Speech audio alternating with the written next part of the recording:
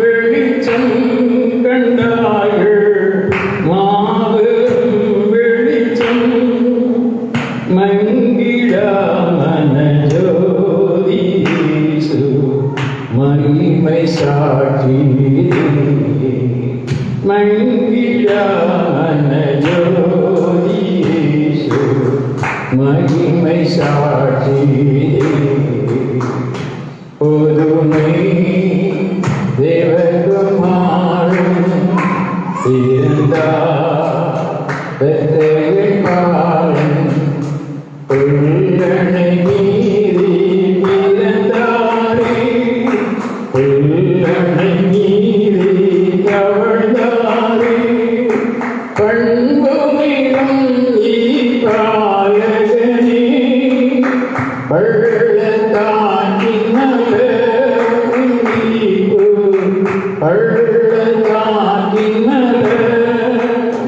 தம்மை பின்பற்றியே நடப்போ குறிக்கும் தானமிலே தம்மை பின்பற்றியே நடப்போ குறிக்கும் தானமிலே புதுமை தேவகுமாரன் பிறந்தார் பெத்தேகாரன் உள்ளனை மீறி தவழ்ந்தாரே உள்ளனை மீறி தவழ்ந்தாரே தேவபிதாவை சேவதே ஜீவமார்க்கமிவ கிறிஸ்து ஜீவமார்க்கமிவ தொன்னனை முதுகராய் துன்பகாரையிலே மன்னனை முதுகராய் துன்பகாரையிலே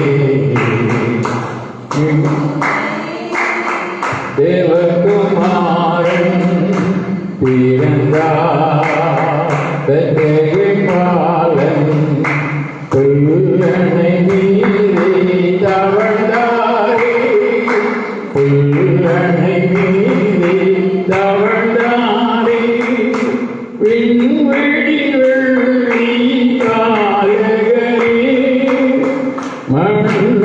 மண்ணுலகிலே உதித்தார் மண்ணுலகிலே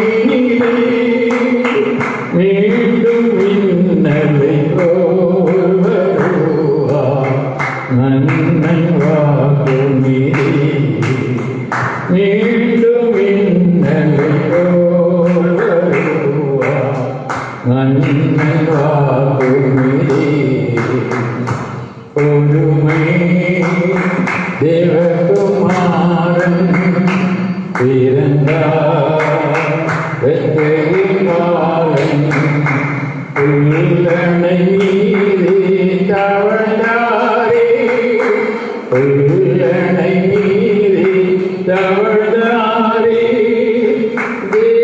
தேவபிதாவை சேவதே ஜீவமார்க்கமிவ கிறிஸ்து ஜீவமார்க்கமிவ மன்னனை முதுகராய் துன்பகாரையிலே மன்னனை முதுகராய் துன்பகாரையிலே புதுமை தேவகுமாரன் பிறந்தார் பெத்தேகாரன் உள்ளனை மீறி தவழ்ந்தாரே உள்ளனை மீறி தவழ்ந்தாரே விண்வெளி வெள்ளி பாலகனே மண்ணுலகிலே உதித்தார் மண்ணுலகிலே மீண்டும் மின்னலை போல்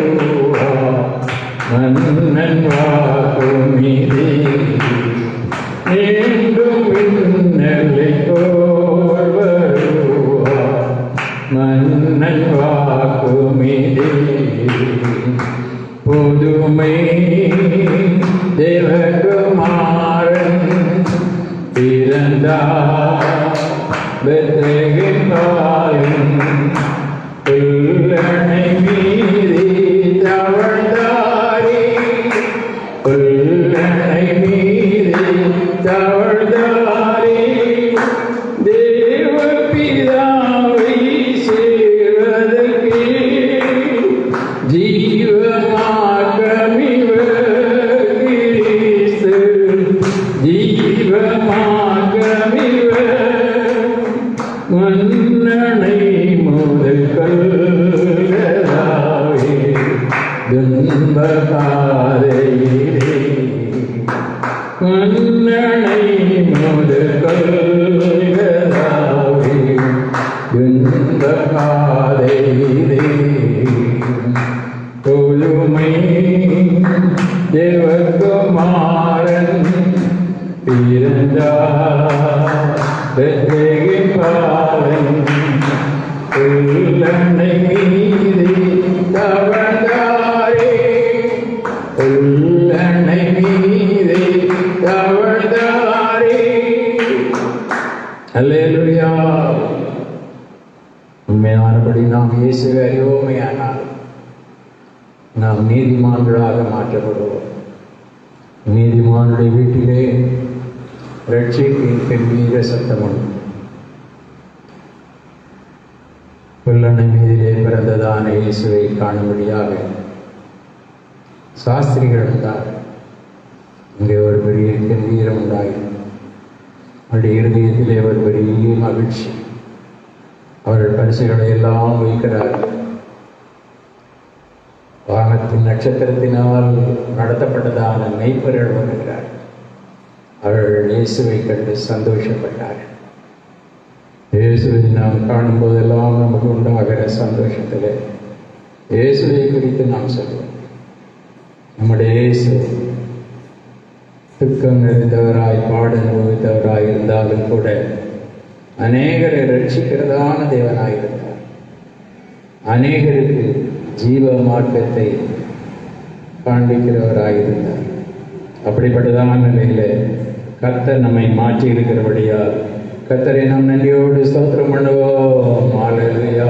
சோதரம் சோதரம் சோதரம் சோதரம். தம்முடைய மாம்சமாகிய திரையின் வழியாக புதிதும் ஜீவனமான ஒரு மார்க்கத்தை உண்டாக்குவதை நாம் அறிந்திருக்கிறோம். அவ்விதமான நிலையிலே அவரோடு கூட நாம் பாடுகளை சகிக்கிறோம். அவ்விதமாக அன்பு சகலத்தையும் சகிக்கும் என்று சொன்னது போல தேவன் நமக்கு கொடுத்ததான அன்புக்காக கர்த்தரை ஸ்தோத்திரம் பண்ணுவோம். ஹல்லேலூயா. சோதரம் சோதரம் சோதரம். உலகத்தில் எத்தனையோ பேருக்கு துன்பங்கள் இருக்கலாம், பாடுகள் இருக்கலாம். அவர்கள் இயேசுவிடத்தில் வரலாம். ஆனால் இயேசுவோடு கூட துன்பப்படுகிறவர்கள், இயேசுவோடு கூட துன்பத்தை சகிக்கிறவர்கள், அவர்கள் சீஷர்களாக இருந்தார்கள். அவர்களுக்கு தான் கிறிஸ்தவர்கள் என்கிறதான பெயர் உண்டாயிற்று. அவர்கள் ஒரு மதத்தை சார்ந்தவர்கள் அல்ல, ஒரு மார்க்கத்தை சார்ந்தவர்கள். விதமான நிலையிலே நாம் ஜீவ மார்க்கத்திலே செல்லும்படியாக இயேசு நமக்கு ஜீவனாயிருக்கிறார். இயேசு நமக்கு பரிபூர்ண ஜீவனை கொடுக்கிறவராயிருக்கிறார். இயேசு நமக்கு நித்திய ஜீவனை தரும்படியான வாக்குத்தத்தத்தை பண்ணியிருக்கிறார். ஆகவே நாம் பிரித்தெடுக்கப்பட்டதான சொந்த ஜனமாக இயேசுவை நேசிக்கிறோம். இப்படிப்பட்டதான இருதயத்தை தந்த தேவனை நாம் நன்றியோடு ஸ்தோத்திரம் பண்ணுவோம். ஹல்லேலூயா. ஹல்லேலூயா. ஹல்லேலூயா. ஹல்லேலூயா. ஹல்லேலூயா. எந்த நாவில் புது பாட்டு எந்த இயேசு தருகிறார். எந்த நாவில் புது பாட்டு எந்த இயேசு தருகிறார். ஆனந்தம் கொள்ளுவேன் அவரை நான் பாடுவேன் உயிருள்ள நாள் வரையில். அல்லேலூயா. ஆனந்தம் கொள்ளுவேன் அவரை நான் பாடுவேன் உயிருள்ள நாள் வரையில். எந்த நாவில் ஒரு பாட்டு எந்தன் இயேசு தருகிறார்.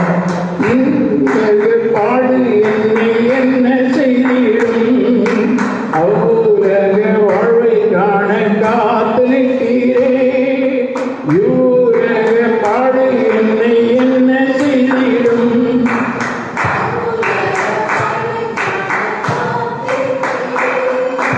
ஆனந்தம் கொள்ளுவேன் அவரை நான் பாடுவேன் உயிருள்ள நாள் வரையில். அல்லேலூயா, அவரை நான் பாடுவேன் உயிருள்ள நாள் வரையில். எந்தன் நாவில் ஒரு பாட்டு எந்தன் இயேசு தருகிறார். எந்தன் நாவில் ஒரு பாட்டு எந்தன் இயேசு தருகிறார். ஆமென். ஹல்லேலூயா, ஹல்லேலூயா. இயேசு பிறந்த நாளிலே அநேக புதிய பாடல்களை பாடி தேவனை மகிமைப்படுத்துகிறதை நாம் பார்க்கிறோம்.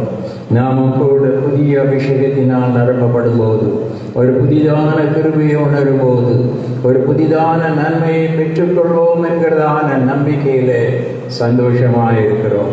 அந்த சந்தோஷத்திலே இவ்வுலகத்திலே இருக்கிற பாடுகள் நம்முடைய வாழ்க்கையிலே பெரிதாக தோன்றவே இல்லை. ஏனென்றால் நாம் அவ்வுலகை நாடி தேடுகிறோம். இயேசு சீக்கிரமாய் வரப்போகிறார். அவருடைய வருகை நினையாத நேரத்திலே இருக்கும். அந்த நேரத்திலே நாம் இந்த உலகத்திலே அவருக்காக அவரோடு கூட பட்ட பாடுகளிலே ஒரு நல்ல பிரதிபலனை பெறுவோம் என்கிறதிலே இந்த உலகத்திலேயே நாம் ஜெபிக்கும் போது, துதிக்கும் போது, விசுவாசிக்கும் போது அநேக பிரதிபலன்களை நாம் பெற்றுக்கொள்ளுகிறோம்.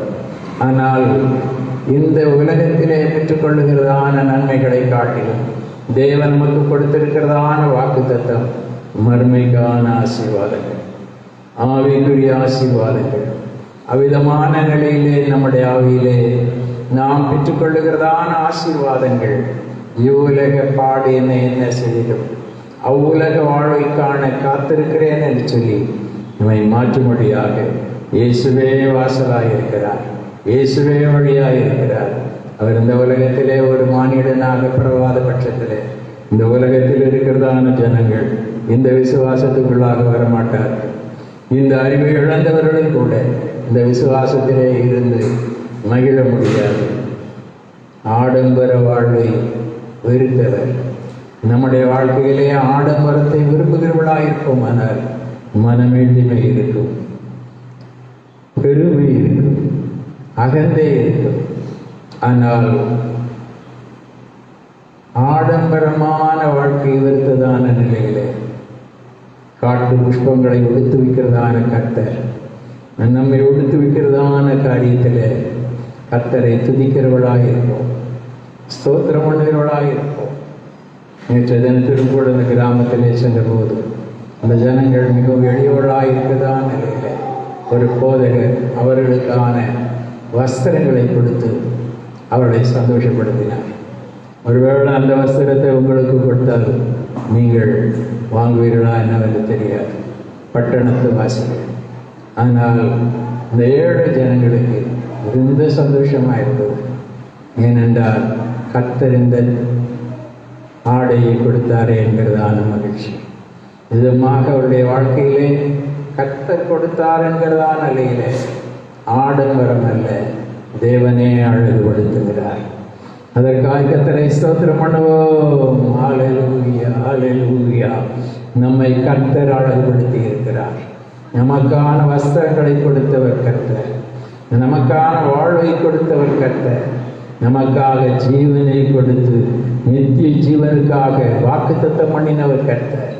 அதற்காக அவரை நன்றியோடு ஸ்தோத்திரம் பண்ணுவோம். ஹல்லேலூயா, ஹல்லேலூயா, ஹல்லேலூயா. இன்னொரு முறையாய் பாடுவோமாக. இவ்வுலக பாடு என்னை என்ன செய்திடும், அவ்வுலக வாழ்வை காண காத்திருக்கிறேன். இவ்வுலக பாடு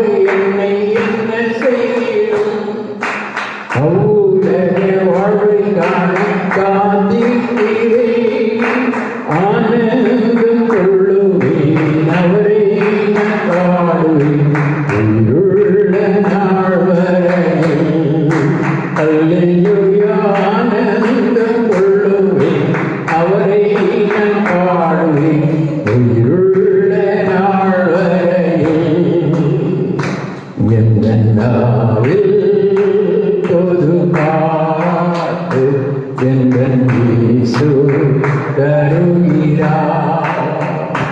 எந்தன் நாவில் பொது காத்து எந்தன் இயேசு தருகிறார்.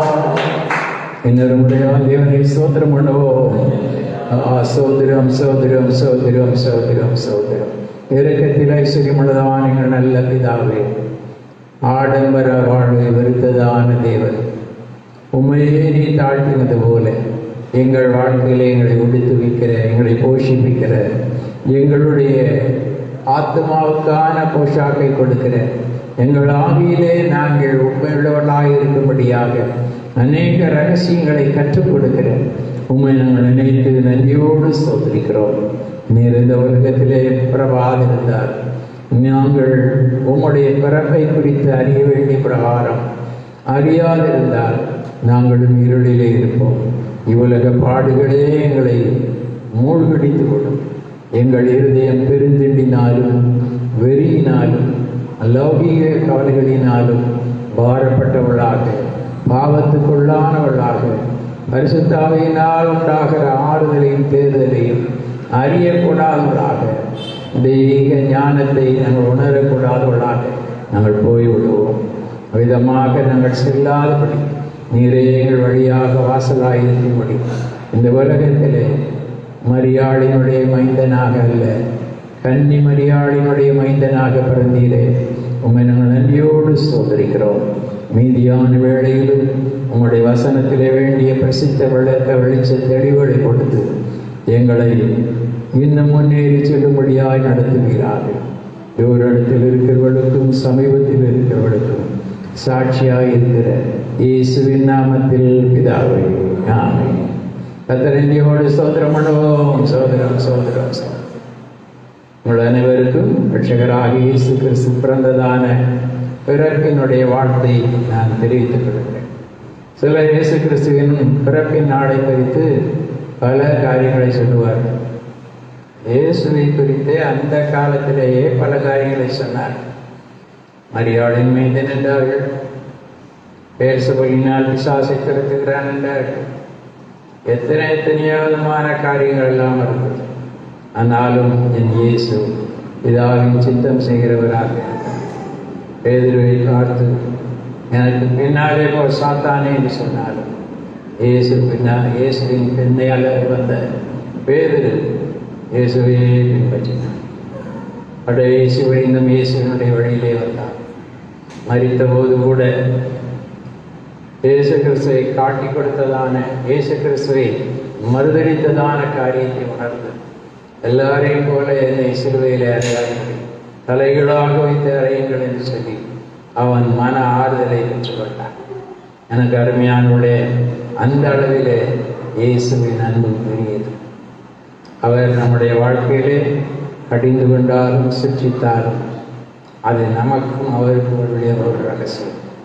அந்த கடிந்து கொள்ளுதலை, அந்த சிற்றைகளை பகைத்தால் வெறுத்தால் அது நமக்கும் அவருக்கும் உள்ளதான ஒரு காரியம்.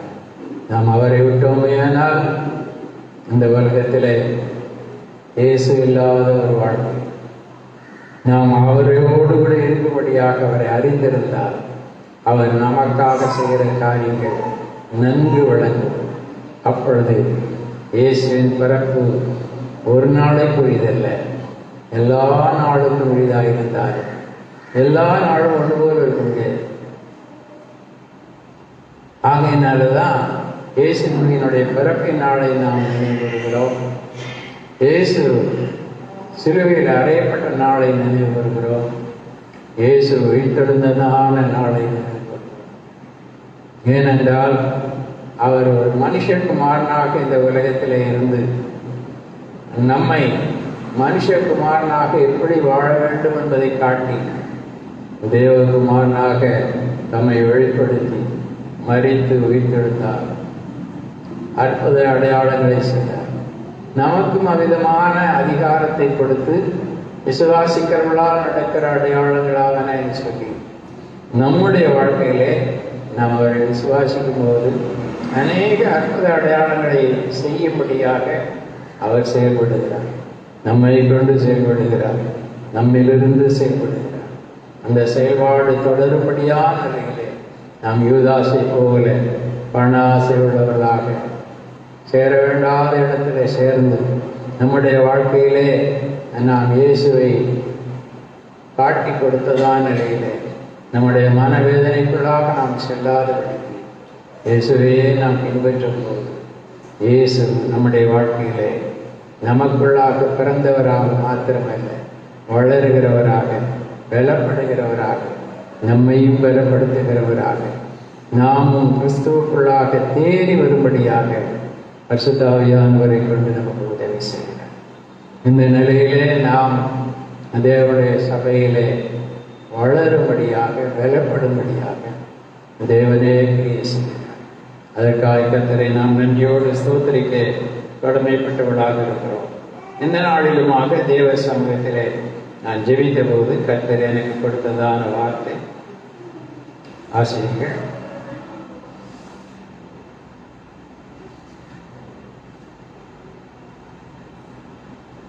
லூக்கா எழுதின சுவிசேஷம் 2ஆம் அதிகாரம் 16ஆம் வசனம்.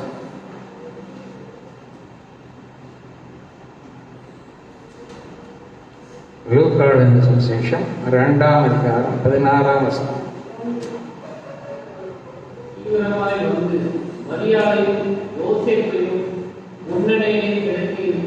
இவ்விதமாய் வந்து யோசேப்பையும் மரியாளையும் முன்னணியிலே கிடத்தி இருக்கிற பிள்ளையும் கண்டார். இயேசு கிறிஸ்து பிறந்ததான செய்தி மேய்ப்பர்களுக்கு அறிவிக்கப்படுகிறது. அப்படி அறிவிக்கப்பட்டதான நிலையிலே அவர்கள் தீவிரமாக வருகிறார்கள். காரணம் என்ன என்று சொல்லி நாம் பார்க்கும்போது அவர்களுக்கு வந்ததான ஒரு காரியம் வானத்திலிருந்து வந்தது. இயேசு கிறிஸ்துடைய பிறப்பினுடைய விசேஷமே தூதன் வருகிறார், நட்சத்திரம் வருகிறது. இப்படிப்பட்டதான மேலான காரியத்திலிருந்து உண்டாகிற காரியமாக நாம் அறிகிறோம். இப்படி அறிகிறதான நிலையிலே தேவனால் நடத்தப்படுகிறதான ஒரு வழி நடத்தல் அவர்களுக்குள்ளாக உண்டாகிறதை குறித்து பார்க்கிறோம்.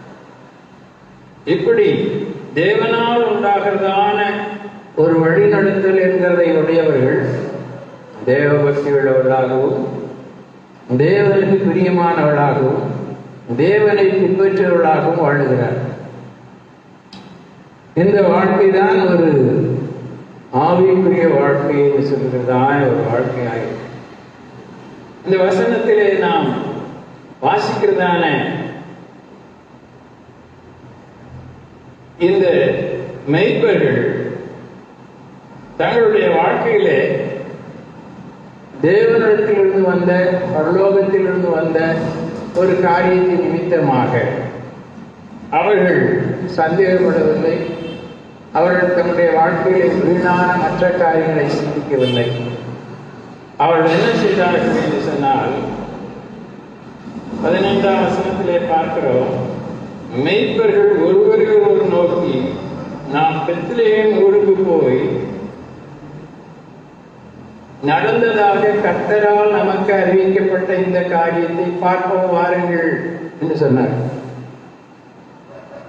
அவர்கள் அறிந்த ஒரு காரியம் கர்த்தரால் அறிவிக்கப்பட்ட ஒன்று. இன்றைக்கு எத்தனையோ காரியங்கள் நடக்கிறது. எத்தனையோ காரியங்கள் நடந்தாலும் எல்லா காரியத்தையும் குறித்து புரியக்கூடாத நிலையிலே வாழுகிறார். நீங்கள் இந்த காலத்திலே அநேக பத்திரிகைகள் மூலமாக, ஊடகங்கள் மூலமாக, யூடியூப் மூலமாக நீங்கள் அறிந்து உங்களுடைய வாழ்க்கையிலே கர்த்தரை அறிகிறதான ஒரு நிலையிலே இருக்கும்போது கர்த்தருடைய வார்த்தை, கர்த்தருடைய வழிகள் உங்களுக்கு புரியும். நீங்கள் கர்த்தரை அறியாமல் இருந்தாலோ அல்லவென்றால் கர்த்தரிடத்திலேயே உங்களுக்கு ஒரு அவிசுவாசம் உண்டாயிருந்தாலோ கர்த்தருடைய செய்கைகள் உங்களுக்கு வழங்காமல் இருக்கும்போது நீங்கள் கர்த்தருடையவர்களாக இருக்க முடியாது. கர்த்தரை துதிக்க முடியாது, கர்த்தரை பாட முடியாது. கர்த்தரோ மெய்யான தெய்வம் என்று சொன்னது போல நாம் மெய்யான ஒரு மக்களாக, உண்மையுள்ள மக்களாக இருக்க முடியாது.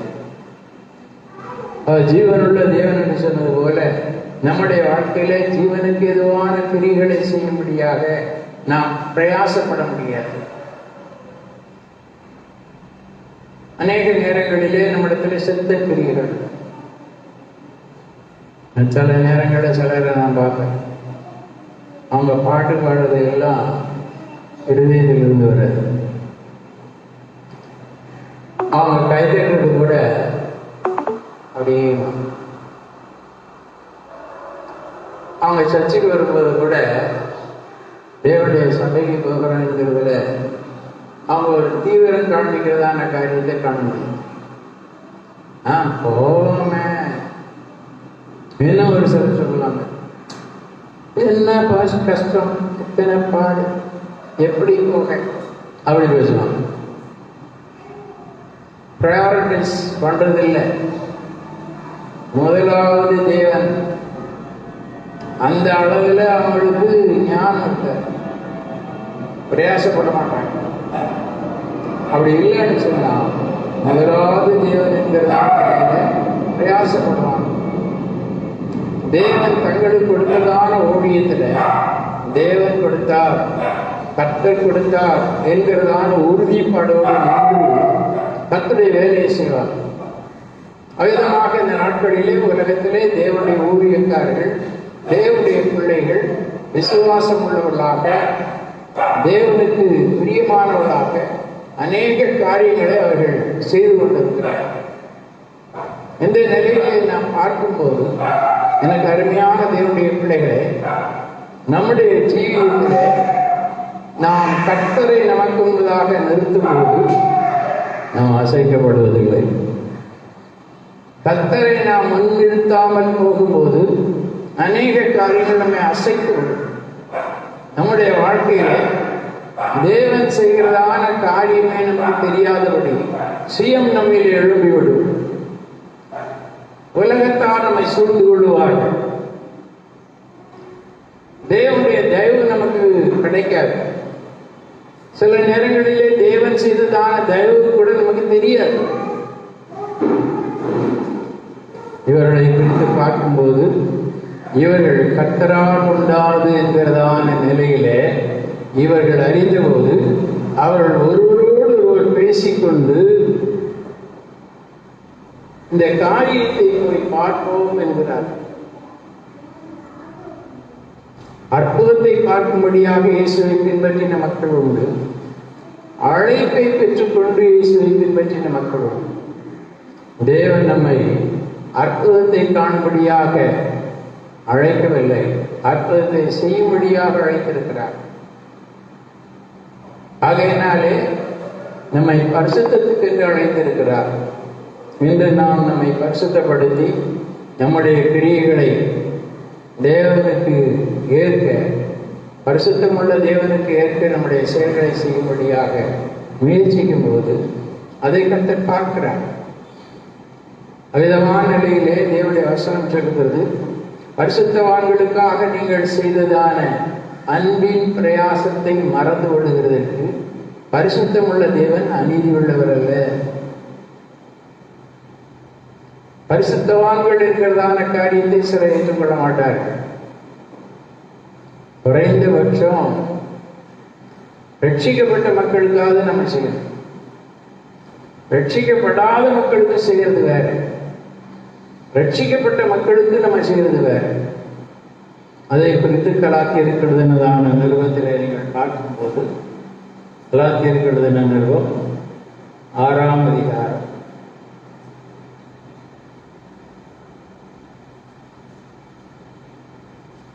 நீங்கள் யாவருக்கும் நன்மை செய்வதோடு கூட விசுவாச குடும்பத்தாருக்கும் நீங்கள் நன்மை செய்ய வேண்டும் என்பதான நிலையிலே அவர் சொல்லுகிறார். 10ஆம் வசனம் வாசியுங்கள். நமக்கு கிடைக்கும் சமயத்திற்கு தக்கதாக யாவருக்கும் விசேஷமாக விசுவாச குடும்பத்தாருக்கும் நன்மை செய்ய கடவோம். யாவருக்கும் நன்மை செய்வது வேற, விசுவாச குடும்பத்தார் நாட்களில் விசுவாசத்தோடு கூட ஒரு ஊழியத்தில் ஒரு புள்ள ஜெபித்து கொண்டிருக்கிறது என்று சொன்னால் அவர்களுக்கு உதவியாக நாம் சென்று கூட சேர்ந்து ஜெபிக்கணும். அதுக்கு முதலிடம் கொடுக்கணும். அந்த அளவில் நம்ம தேவ பக்தி உள்ளவர்களாக, தேவனை விசுவாசிக்கிறவர்களாக அப்படி ஜெபிக்கும் போது நம்ம யாருக்காகவும் ஜெபிக்கலாம். விசுவாச குடும்பத்தாருக்காகவும் ஜெபிக்கணும். விசுவாச குடும்பத்தார் என்றால் அவர்கள் பரிசுத்தமாக்கப்பட்டவர்கள், பரிசுத்தத்துக்காக அழைக்கப்பட்டவர்கள் என்பதுதான் வேதத்தினுடைய ஆதாரம். நாம் அவ்விதமான ஒரு அனுபவத்திலே நாம் கடந்து போகும்போது நம்முடைய வாழ்க்கையிலே ஆவிக்குரிதான ஜீவியத்திலே நாம் வளருகிறோம், பெருகுகிறோம். இங்கே உள்ளதான இந்த சம்பவத்தை நாம் பார்க்கும்போது அவர்கள் ஒருவரோடு ஒருவர் பேசிக்கொண்டு கர்த்தரால் உண்டானதான் இந்த காரியத்தை போய் பார்ப்போம் என்று சொல்லி தீவிரமாக எழுந்து வந்தார். அதுதான் உண்மையான எழுப்புதல். அவங்களுக்கு ஆட்டை பார்க்கல, அவங்க மற்றது எதையும் பார்க்கல. அவர்களுக்கு ஒரே ஒரு காரியம், சொல்லப்பட்ட வார்த்தை, கர்த்தரால் அறிவிக்கப்பட்ட வார்த்தை, கர்த்தருடைய வார்த்தை. எனக்கு அருமையானவருடைய பிள்ளைகளே, வேற எதையும் பார்க்கல. நான் அநேக நேரங்களில் சொல்லுவேன், கர்த்தர் உங்களை எப்படி நடத்துறாரோ நீங்க அதன்படி நடந்தா கர்த்தருக்குள்ள இருப்பீங்க. கர்த்தர் சொல்லாதபடிக்கு மனுஷன் சொல்லி வேற ஏதோ ஒன்று சொல்லுதுன்னு சொன்னா கர்த்தருக்குள்ள இருக்க மாட்டீங்க. அது உங்களுக்கு தெரியணும். உங்களுக்கு தெரியலன்னு சொன்னா நாளாவட்டத்தில் மற்றவங்களே உங்களை சொல்லுவாங்க. தீர்க்க தரிசனமா சொல்றதில்லை. கிறிஸ்து இயேசுவுக்குள் நாம் சிருஷ்டிக்கப்பட்டு புது சிருஷ்டியாயிருக்கிறோம். கிறிஸ்து இயேசுவுக்குள் இருக்கிறதான நிலையில புதிய சிருஷ்டி. நாம் புது சிருஷ்டியா இருந்தால் மற்றவர்களையும் கூட புதிய சிருஷ்டியாக மாற்றும்படியாக நாம் அத்தி மரத்துல ஒரு அத்திப்பழம் உண்டானது மாதிரி நம்ம மாறிடும். திராட்சை செடியில் உண்டான ஒரு திராட்சை பழத்தை மாதிரி ஒரு கனி விடும். நம்ம கனி மாறி போகாது. அவ்விதமான நிலையில தட் இஸ் நேச்சர். இயற்கையான ஒன்று அதான், விதியே அதான். இந்த சபையை சேர்ந்தவங்களா அவங்க இப்படிதான் இருப்பாங்க. இவரோட சேர்ந்தவரா அவர் இப்படிதான் இருப்பாரு. ஜெனிக்கிறவங்களா அவங்க இப்படிதான் இருப்பாங்க. பட் இந்த உலகமே நல்லா தெரிஞ்சு இதுல நாம பின்னாடி போனாலோ பின்மாற்றத்துக்குள்ள போனாலோ அது நாளாவட்டத்தில் தெரியும். ஒருவேளை அந்த நேரத்தில் நமக்கு தெரியாத இருந்தாலும் ஒரு நாள்ல தெரியும். எவ்வளவு காலங்களாக ஊழியத்தை செய்து வருகிறதா நிலையில இயேசு சொன்னார், நான் பிதாவுக்கு அடுத்தவர்களில் இருக்கிறபடியால் அவர் என்னை தனியா இருக்க விடவில்லை. அந்த அளவில் இயேசு தனித்து போய் ஜெபம் பண்ணினார். அதிகாலையிலே போய் ஜெபம் பண்ணினார். அவர் செய்ததான காரியங்கள் எல்லாவற்றிலும் தெய்வீகம் வந்து இருந்து கொண்டே இருந்தது. உலகம் அதை அறியவில்லை, பரிசேயர் அறியவில்லை, சதுசேயர் அறியவில்லை, மற்றவர்கள் அறியவில்லை. ஆகவே இயேசுவை அவர்கள் நேசிக்கவில்லை, இயேசுவை பகைத்தார்கள். கூட இருக்கிறவங்க கூட அவரை நேசிக்க கூடாதபடிக்கு வெறுப்பு உண்டாக்குனாங்க. அப்படி அநேக நேரங்களில் சீக்கிரத்தை போய் நிறைய கொஸ்டின்ஸ் எல்லாம் கேட்பாங்க. நீங்க பார்த்தீங்கன்னா தெரியும். அப்போ அநேக காரியங்களை கேட்கக்கூடிய அளவில் சில நேரங்களில் இயேசு போய் அவர்களுக்காக பதில் சொல்வார். இயேசு போய் அவர்களுக்காக சில அற்புதங்களை செய்வார். இயேசு எல்லாருக்காகவும் எல்லா காரியத்தையும் செய்கிறதில்லை. பிதா தனக்கு காண்பித்ததான நிலையில மற்றவர்களையும் பிதாவின் சித்தம் செய்யும்படியாக நடத்தினார். அப்படி செய்யும்படியாக நடத்தினதான நிலையில அவர்களை பார்த்து அவர்களின் சகோதரர், அவரின் சகோதரி, அவர்களின் தாய், அவர்களின் தகப்பன் என்று சொல்லி சொன்னார்.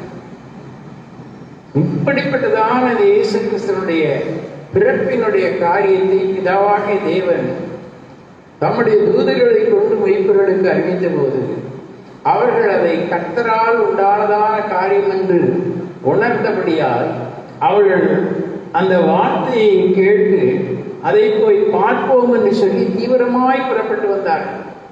அதுதான் எழுப்பு. ஏதோ கைத்தட்டோம், பாட்டு பாடணும் அல்ல, இயேசுவை தீவிரமாய் போய் இன்றைக்கு வேத வாக்கியங்களை ஆராய்ந்து பார்க்கிறதான காரியத்தை முக்கியப்படுத்துவதுதான் மக்கள் இருக்கிறார். அதில் என்ன ஆசீர்வாதம் இருக்கிறது என்றால் நித்திய ஜீவன் இருக்கு. அல்லேலூயா. நித்திய கிருபை இருக்கிறது, நித்தியமான ஆசீர்வாதம் இருக்கிறது. இதை கண்டு கொண்டவர்கள் வேத வாக்கியங்களை ஆராய்ந்து பார்க்கிறதுல முக்கியத்துவம் கொடுப்பார்கள். நான் அநேக நேரங்களில் போனா கேட்பேன், வேதவாசிகளாம, ஏனென்றால் இந்த தீர்க்க தரிசன வசனங்களை வாசிக்கிறவன் பாக்கியவான். நான் விசுவாசிக்கிறேன், அதனால் இந்த கேள்வி கேட்கிறேன். ஆனால் வாசிப்பது மட்டும் இல்லை, அதை கேட்க வேண்டும். அப்போ நமக்கு இன்னும் கொஞ்சம் தெரியும். அதை கேட்கிறதான காரியத்தை குறித்து இயேசு சொன்னார், நீங்கள் கேட்கிற விதத்தை கவனியுங்கள். ஏதேனில் தேவன் சொன்னதான வார்த்தையை கவனிக்காம விட்டதுனால ஆதாமும் ஏவாளும் விளைவிட்டாங்க. அவங்க கவனிச்சிருந்தாங்கன்னா அந்த பழத்தை அவங்க புசித்திருக்கவே மாட்டாங்க. இதை போலவே வேதம் முழுவதும் நீங்கள் பார்க்கிறீர்கள் சொன்னால் கவனிக்காம போறதுனால உண்டாகிற கஷ்டம், முன்னேற்றத்துக்கான தடைகள் ஏராளம். திருவள்ளுவர் கூட சொல்லுவார், எப்பொருள் யார் யார் வாய் கேட்பினும் அப்பொருள் மெய்ப்பொருள் காண்பது அறிவு. சத்தியமா அதை பின்பற்று. சத்தியம் இல்லையா விட்டுருங்க. பவுலப்போஸ்தலன் கூட சொல்லுகிறார், நான் சொல்றதான சுவிசேஷம் சரியா இருந்தா ஏற்றுக்க, அப்படி இல்லை விட்டுருங்க, என்னையே விட்டுருங்கிறார். அவர் தனியாகவே இருந்து காரியங்களை செய்து போவார். என்னோட இருந்தா என்னை போல மாறி. பவுலப்போஸ்தலன் அதை அருமையாக சொல்லுவார், நான் கிறிஸ்துவை பின்பற்றுகிறது போல என்னை பின்பற்றுவர்களாக. கிறிஸ்துவை தான் காண்பித்தார். அதற்கு அப்புறமாக அவர் சொல்லுகிறார், நான் உங்களுக்கு காண்பிக்கிறவர்களை பின்பற்றுங்கள். நானே உங்களுக்காக எப்போ நடத்தி இருக்க முடியாது, ஒரு சிலர் உங்களை காண்பிக்கிறேன், பின்பற்று. அடுத்து அவர் சொல்லுகிறார், இந்தந்த சபையெல்லாம் இருக்குது, இந்த சபையில நீங்க பின்பற்று. எனக்கு அருமையான தேவனுடைய பிள்ளைகளே, அவர்கள் எல்லாரும் பேசி அவர்கள் இணைந்து தீவிரமாக போகிறார். ஒருவரை ஒருவர் பின்பற்றி அந்த நற்செய்தியை குறித்து அறிந்து கொள்ளும்படியாய் போகிறார். இன்றைக்கு நம்முடைய வாழ்க்கையிலே அந்த ஒரு இருதயமும் அறிவும் உள்ளவர்களாக நாம் கடந்து வருகிறதான நிலையிலே அங்கே நடக்கிறதான ஒரு காரியத்தை நாம் பார்க்கிறோம். அவர்கள் தீவிரமாக வந்து அவர்கள் கண்டார்கள். அவர்கள் கண்டதான நிலையிலே அவர்களுக்குள்ளாக ஒரு சந்தோஷம் உண்டாயிற்று. அவர்கள் கண்டார்கள். என்னத்தை கண்டார்களா? யோசேப்பையும் முன்னணியிலே கிடத்தியிருக்கும் மரியாளையும் யோசேப்பையும் முன்னணியிலே கிடத்தி இருக்கிற பிள்ளையும் கண்டார்கள். 3 பேரையும் பார்க்கிறாங்க. சில நேரத்தில் சிலர் பிள்ளையை கவனிக்க மாட்டாங்க, சிலர் மனைவியை பார்க்க சொல்லிட்டு அவங்க போயிடுவாங்க, சில நேரத்தில் புருஷனை பார்க்க சொல்லிட்டு மனைவி போயிடுவாங்க. இந்த உலகத்தில் பார்க்குற நிறைய விருப்பமான காரியங்களை பார்த்தீங்கன்னா புருஷனும் மனைவியும் அந்த பிள்ளையை பார்க்காம குப்பையில் தூக்கி போட்டு போயிடுறாங்க. எவ்வளவு பயங்கரமான உலகம் பாருங்க. இங்கே அந்த 3 பேரும் ஒன்று போல இருந்தார். 3 பேரும் இருந்தார். பிள்ளையும் இருந்தது, யோசேப்பு இருந்தார், மரியாதை இருந்தார். 3 பேரையும் கண்டார். இயேசு சொன்னார், என் நாமத்திலே 2 பேராவது 3 பேராவது எங்கே கூடி இருக்கிறீர்களோ அவன் நடுவிலே நான் இருக்கிறேன். 2 பேரும் ஒருமனப்பட்டுள்ளார். எவைகளை கேட்டுக்கொள்கிறீர்களோ அவைகள் உங்களுக்கு உண்டாகும். அதுக்காக தனியா இருந்து ஜெபிக்கிறது இல்லைன்னு சொல்றது. விசுவாசம் உள்ளவனாய் ஜெபத்தில் என்ன கேட்குறியோ அது உனக்கு கிடைக்கும். ஆனால் விசுவாசம் ஒரு போராட்டம். இந்த போராட்டத்தில் தனியாக இருக்கிறத காட்டிலும் 2 பேராக இருந்தால் சூடு உண்டாக்குறது மாதிரி ஒரு பலன் இருக்கும். 2 ஒன்று போல ஜெபிக்கணும். 2 பேருக்கும் ஒரே அபிஷேகம் இருக்கணும், ஒரே நீதியை குறித்ததான தாகம் இருக்கணும், ஒரே விதமான நிலையில் இருக்கணும். அப்படி இல்லைன்னா அங்கே பிரச்சனை. 3 பேராக இருந்தால் இன்னும் பெரிய ஆசை. 30 100 சீக்கிரமாய. சில நேரங்களில் சில வீடுகளில் விசுவாசிகளாக நம்ம சபையில் உள்ளவங்க 2 பேர் இருந்தாங்கன்னா, 2 பேரும் கூடி ஜெபிக்கிறீங்களா அப்படி கேட்போம். மற்றவங்கள்கிட்ட கூட எனக்கு நல்ல அறிமுகமாகி அன்புள்ளவளாக இருந்தால் அவளிடத்தில் சொல்லுவேன், 2 பேராக கூடி ஜெபம் பண்ணுறீங்களா? கூட வேண்டுமானால் அதற்காக நேரத்தை கொடுக்க வேண்டும்.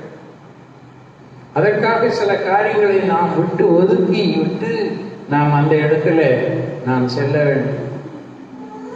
எங்கள் வீட்டில் கூட குடும்ப ஜெபம் அது மாதிரி தான் நடக்கும். நான் ஆரம்பித்து கூட மனைவி வந்து பிள்ளைகள்லாம் வந்து கூடி ஜெபம் பண்ணும்.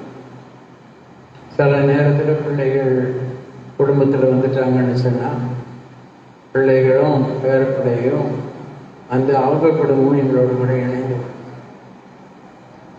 நான் குடும்ப ஜெபத்தை செய்யும்போது நான் வேத வசனத்தின்படியாக சில ஆலோசனைகள் உபாகமத்தின் புஸ்தகத்தில் சொல்லியிருக்கிறது.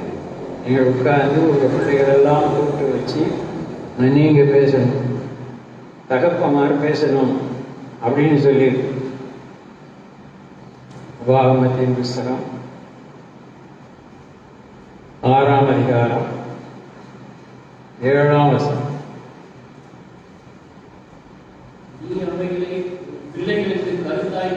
உன் பிள்ளைகளுக்கு கருத்தாய் போதித்து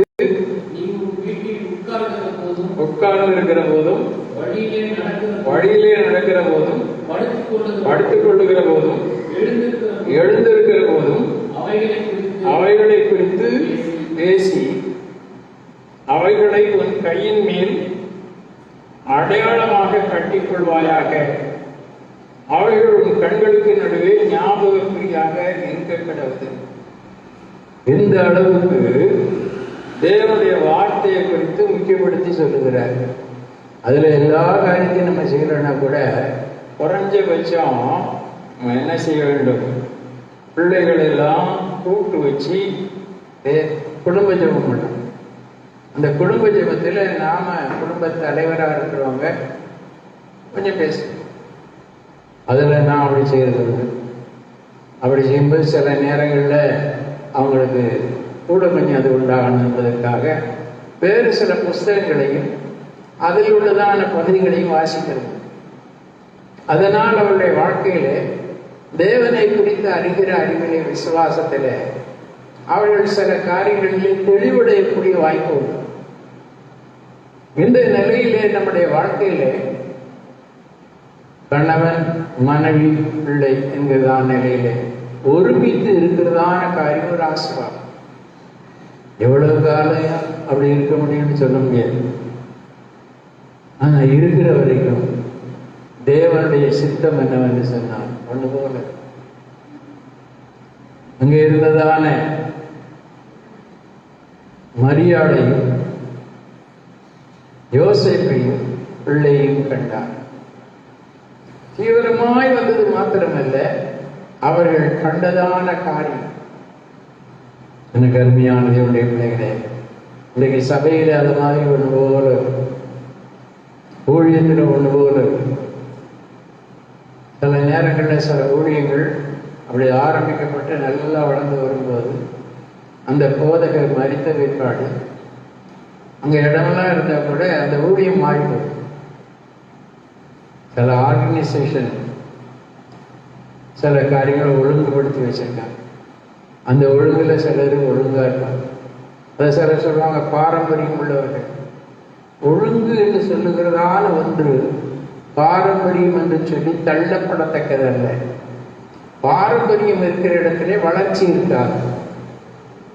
ஒழுங்கு இருக்கிற இடத்திலே வளர்ச்சியும் தேர்ச்சியும். நாம் எதுவரையில் தேறி இருக்கிறோமோ அது முதல் ஒழுங்காய் நடந்து கொண்டு என்று சொல்லி விதம். ஒழுங்கு நமக்குள்ளாக இருக்க வேண்டும். ஆவிக்குரிய ஒழுங்கு இருக்கிறது, சபையின் ஒழுங்கு இருக்கிறது, குடும்பத்தின் ஒழுங்கு இருக்கிறது, வேலை ஸ்தலத்திலே ஒழுங்கு இருக்கிறது. இந்த ஒழுங்குக்கு உள்ள இல்லைன்னு சொன்னா நாம வளர முடியாது. பாரம்பரியம். அதனால அநேக காரியங்கள்ல நாமும் இழந்து போவோம், மற்றவர்களும் இழந்து போவாங்க. இவர்கள் மூவரையும் வந்து பார்த்தார். அதை பார்த்ததான நிலையில அவர்கள் என்ன செய்தார்கள் என்று சொன்னால், இந்த வசனத்திலே நாம் பார்க்கிறோம், அவர்கள் போய் எங்கும் பிரசித்தம் பண்ணினார். பிரசித்தம் பண்ணினார். அவங்களுக்கு சந்தோஷம் உண்டான நிலையில பிரசித்தம் பண்ணினார். ஒரு நாள்ல ஒரு ஐயா என்னோட பேசிக் கொண்டிருந்தார். அவர் ஒரு சபையிலே நடந்ததான திருமணத்துக்கு அந்த குடும்பத்தில் உள்ளவங்க அழைச்சிருக்காங்க. அந்த சபை நல்ல சபை, ஆவிக்குரிய சபை. அந்த சபையில் உள்ளதான விசுவாசிகள் எல்லாரும் அந்த சபை கல்யாணத்தில் ஈடுபட்டு விதத்தை அவர் கண்டு, ஐயா நாங்கள் போயிருந்தேன், விசுவாசிகள்லாம் எவ்வளவு அருமையான வேலை செய்யறாங்க. சிலர் கல்யாணத்துக்கு அறிமுகமானவர்கள் வருவார், சிலர் கல்யாணத்துக்கு இனத்தார் ஜனத்தார் வருவார். ஆனால் சில இடங்கள்ல சபையின் மக்கள் கர்த்தராகிய இயேசு கிறிஸ்துவின் மேல் உள்ள அன்பிலே அவர் எல்லாவற்றையும் விட்டு தீவிரமாக ஆசையாக வருவார். நம்ம சபையில் நடந்த ஆரம்ப கால திருமணங்கள்ல என்னிடத்துல நல்ல அறிமுகமானவங்க, அன்புள்ளவங்க, அவங்களுக்கெல்லாம் நம்ம சபையில் உள்ளதான கல்யாணம், நம்ம மூலமா அவங்க நன்மை பெற்றவங்க, நீங்களாம் வந்துருங்க அப்படின்னு சொல்லி கொடுத்தேன். ஆனா அவங்க வரல.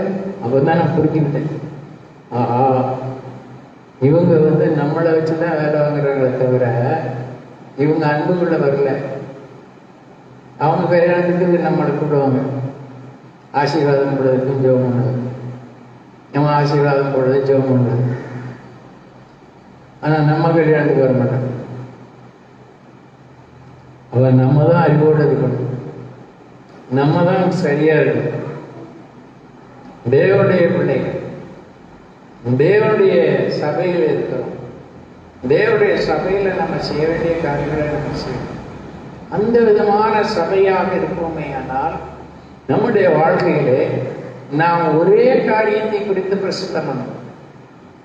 ஒரே விசுவாசம், ஒரே சரீரம், ஒரே ஞானஸ்தானம், ஒரே அபிஷேகம், ஒரே ஆவி, ஒரே ஊழியம் ஒன்று போய் அது இல்லாம போயிட்டுதுன்னு சொன்னீங்கன்னா நம்ம வாழ்க்கையில நாம காண்பிக்கிற காரியம் சரியாக அந்த சபையில் நடந்த திருமணத்தை குறித்து அந்த ஐயா வந்து எனக்கு சொல்லும்போது, அந்த விசுவாசிகள் எவ்வளவு செய்கிறாங்க, எவ்வளவு இதாக இருக்கிறாங்க, எவ்வளவு பற்றுதலாக இருக்கிறாங்க. படித்தவங்க, பட்டம் பெற்றவங்க, நம்ம சபை அப்படி இருந்தாங்கன்னு சொன்னால் அவங்க பாஸ்டருக்காக எப்படி இருப்பாங்க பாருங்க. நம்ம அந்த பாஸ்டர் செய்த ஊழியம் சரி, நான் ஒன்று நினச்சிக்கிட்டு அவன் நிறைய காரியத்தில் ஊழியம் செய்யிருக்கு, இன்னும் கற்றுக்க வேண்டியிருக்கு. உலகத்திலே சொல்லுவாங்க, கற்றது கைமண் நடக்கும், கல்லாத உலகம். அதில் தேவனுடைய காரியத்தில் இன்னும் அநேக காரியங்களை கற்றுக்கொள்ள வேண்டும். அந்த நிலையில மற்றவர்களுக்கு கற்றுக் கொடுக்க வேண்டியிருக்கு. நேற்றைக்கு நான் போன கிராமத்தில் உள்ளதான அந்த பாஸ்டர் நல்ல பாட்டெல்லாம் பாடுறார், நல்ல சந்தோஷமாக தான் இருக்கு. ஒரு சிலர் அந்த பாட்டை பாடுறாங்க, மற்றவங்க அந்த பாட்டெல்லாம் பாடுவாங்களான்னு பார்த்தா எனக்கு தெரியல. தெரியாமல் இருக்கும்போது அதில் என்ன செய்யும், அதெல்லாம் பாடுவேன். ஆனால் சந்தோஷமா இருக்கு, கூட்டத்தில் சந்தோஷம். அதுக்கப்புறம் அவர் ஆராதனை நடத்துறார், அதுவும் அப்படித்தான். அவர் போய் யோசித்தேன், இவங்களுக்கெல்லாம் சரியான காரியத்தை சொல்லிக் கொடுக்கணுமே, எப்படி நம்ம சொல்லிக் கொடுக்க போறோம்? அவங்க கிட்ட நம்ம போகணும், எல்லாம் அவங்க நம்ம கிட்ட வரணும். எத்தனையான ஆண்டுகள் நான் ஊழியம் செய்தோம், எத்தனை பேருக்கு நான் போயிட்டு இருக்க முடியும்? என்கிட்ட எத்தனை பேர் வர்றாங்க, ஏன் வரல? அப்போ மற்றவர்களை நான் என்கிட்ட வரும்படியான அளவுக்கு இயேசுவை காண்பிக்கிறேன். என் நேசர் வெண்மையின் சிவப்புமானவர் என்பதை காண்பிக்கிறேன். என் நேசரை குறித்து அவர்கள் அறிந்து கொள்ளும் போது என்னோடு கூட நேசரை தேடுவார். இந்த செய்தியை கேட்டதான இந்த மைக்கர்கள் ஒருங்கிணைந்து ஒன்று போல தீவிரமாய் போய் மரியாதையும் யோசேப்பையும் குழந்தையும் கண்டார். இதை கண்டதான காரியத்திலே மாத்திரமல்ல, அவர்கள் போய் பிரசித்தம் பண்ணினார். எவ்வளவு பெரிய மகிழ்ச்சி, எவ்வளவு பெரிய சந்தோஷம்.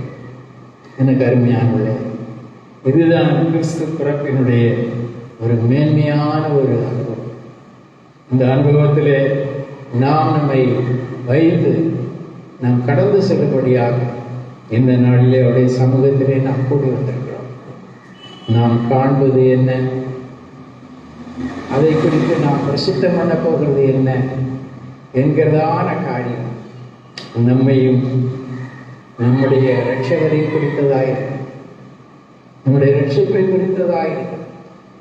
விதமான நிலையிலே இரட்சகர் பிறந்தார், அல்லேலூயா என்று சொல்லி நம்முடைய உள்ளம் பாடுபடியானவர்களே, கிறிஸ்துவின் பிறப்பின் நாளை இந்த ஆண்டிலும் இந்த இடத்திலே விதமாக கூடி நாம் மகிழும்படியாக, நம்முடைய வாழ்க்கையிலே நாம் தெரிந்து கொள்ள வேண்டிய காரியங்களை தெரிந்து கொள்ளும்படியாக தேவன் நமக்கு உதவி செய்தார்.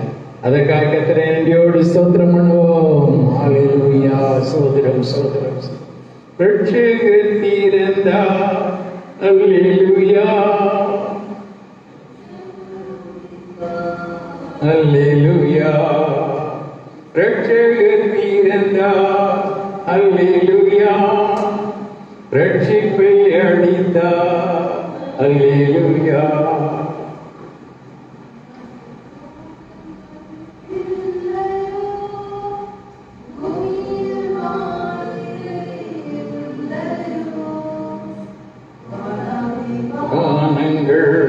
இல்லையோ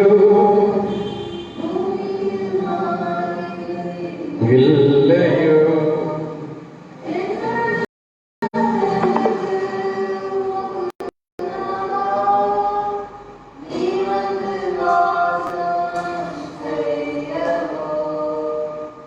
என்னுள்ளம் மதகு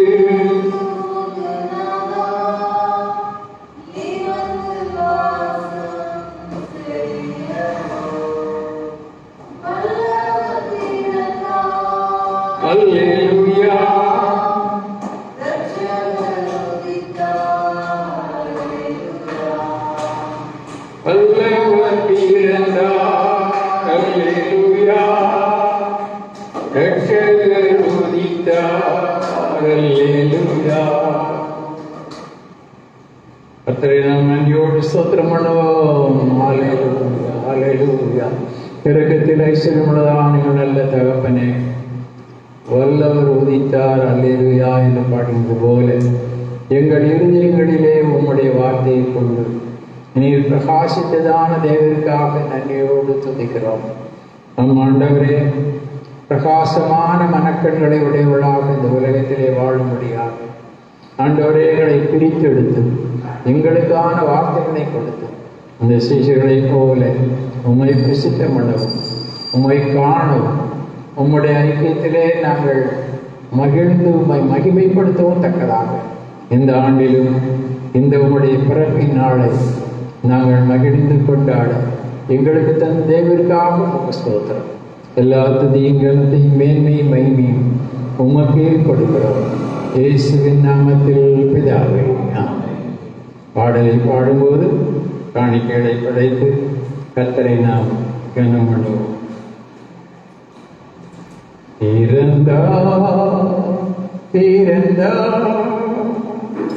வானவர் புவி மானிட புகழ் பாடிட பிறந்தார். வானவர் புவி மானிட புகழ் பாடிட பிறந்தார். இயேசு பிறந்தார் உள்ளமதில் இதை எங்கும் சாற்றிடுவோம்.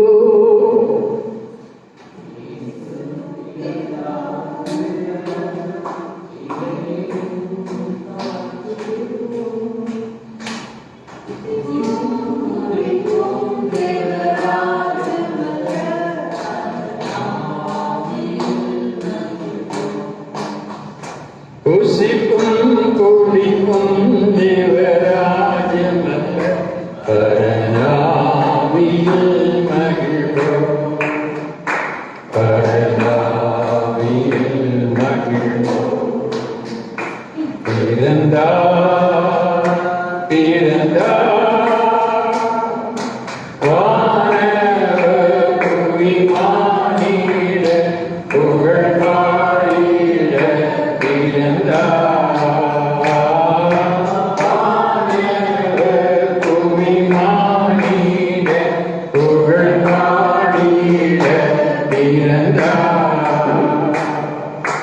பாவ உலக மானிட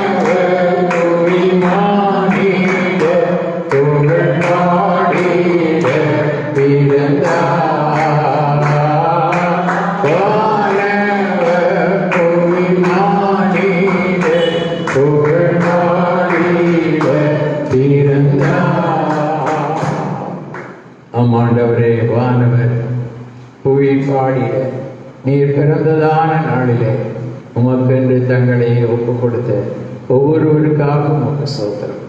தங்கள் இருதயத்திலே புதிய தீர்மானங்களை எடுத்த ஒவ்வொருவருக்காகவும் உமக்கு ஸ்தோத்திரம். இந்த நாளிலும் படைக்கப்பட்டதான காணிக்கைகளுக்காக ஜெபிக்கிறேன். உம்முடைய பிள்ளைகளுடைய வாழ்க்கையிலே விசுவாசம் உள்ளவர்களாக படைக்கப்பட்டதான காணிக்கைகளை நீ கண்ணோக்கி பார்த்து விசுவாசிக்கிறவன் கெட்டு போகாமல் நித்திய ஜீவனை அடைவான் என்று சொன்ன அந்த அனுபவங்களை பெற்றுக்கொள்ளும்படியான கிருபையையும் இரக்கங்களையும் கொடுத்து உம்முடைய ஜனங்களையும் ஆண்டவரே உம்முடைய அன்பிலே நிலைநிறுத்தி நீர் வழி நடத்தி ஆசீர்வதிக்க வேண்டும் என்று ஜெபிக்கிறேன். விதமாக தூர இடத்திலிருந்து இந்த நாளினுடைய செய்தியை கேட்ட இன்னும் வரும் நாட்களிலே கேட்கப் போகிற ஒவ்வொருவருடைய வாழ்க்கையிலும் ஆண்டவரே ஒரு பிரகாசமான மனக்கண்களை உடையவளாக உம்மை பின்பற்றுகிறவளாக இருக்கத்தக்கதாக அவருடைய அடிகளை உறுதிப்படுத்தும், விசுவாசத்தை வர்த்திக்கப்படும், அன்பை பெருக பண்ணுவீராக. வல்லமையுள்ள இயேசுவின் நாமத்தில் பிதாவே ஆமென். ஆத்துமாவே கர்த்தரை ஸ்தோத்திரி, என் முழுமே கிருஷ்ணாமத்தை ஸ்தோத்திரி. என் ஆத்மாவே கர்த்தரை ஸ்தோத்திரி, கர்த்தர் செய்த சகல உபகாரங்களையும் மறவாதே. ஆமென்.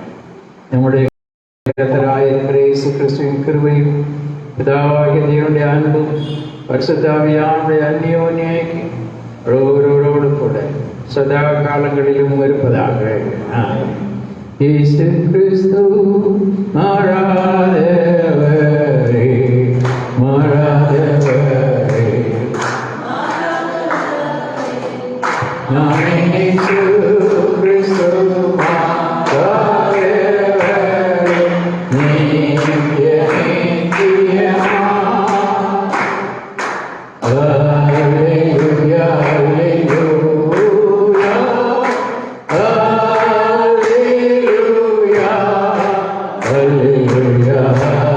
அல்லேலூயா, அல்லேலூயா,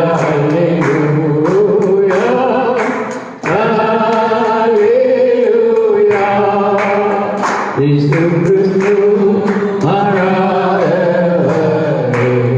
மாறாதவரே, மாறாதவரே, நாம் இயேசு கிறிஸ்து மாறாதவரே, நித்திய நித்தியமா. அல்லேலூயா, அல்லேலூயா, அல்லேலூயா. பங்கு பெற்ற தூரத்தில் உள்ள ஒவ்வொருவரையும் அருமையான கிறிஸ்துமஸ் வாழ்த்துக்களை தெரிவித்து உங்களை வாழ்த்துகிறேன். அருகாமையில் வந்திருக்கிறதான விசுவாசிகள் ஒவ்வொருவரையும் கிறிஸ்துமஸ் வாழ்த்துக்களை தெரிவித்து உங்களை வாழ்த்துகிறேன்.